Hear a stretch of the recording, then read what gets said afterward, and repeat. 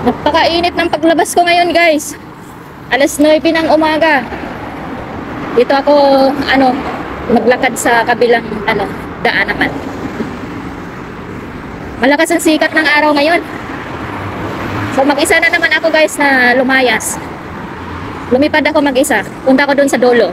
Highway itong dinadaanan ko.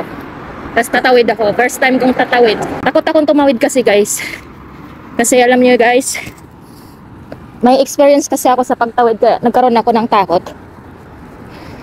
Sa Pilipinas kasi dati, bigla akong tumawid, bigla akong muntik na akong masagasaan.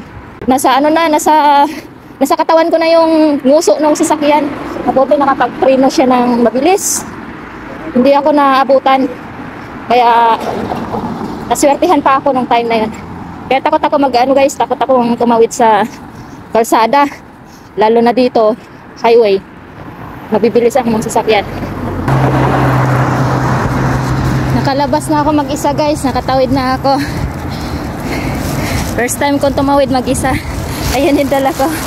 Hindi na ako nakapag-video doon sa pinasukan kong bumili ako ng gulay.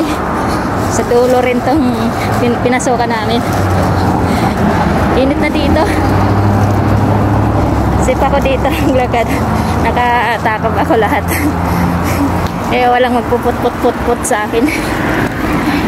Gusto ko yung tanong. Nakarating na ako, guys, sa bahay.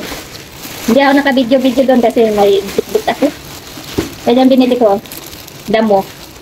Mga damo-damo.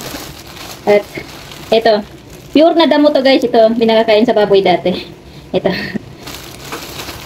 Tapos, nagbili ako ng talong. Ito talong, oh. Kano kilo talong ko? 2 piso. Oo? 2 piso lang, guys, oh. 2 real. Siya, fresh na yung talong. Yan lang. Saka ito, patatas, kamatis, ito kamatis, kiyar, yung pipino. Ayan. Ayan. Nagawa ako ng salad ulit. Puro salad ako ngayon. Tapos saging. Ito lang prutas ko nabili. Kano kilo saging doon? Ito, ano lang to? 4 na real. Pagod, napakainit sa labas ngayon. Alas 10, nag-uwi ako alas 10. Halos sa isang oras ako. Nagtambay pa ako doon sa may groceryhan. Nagkain ako ng ice cream. But through the years it seems to me I need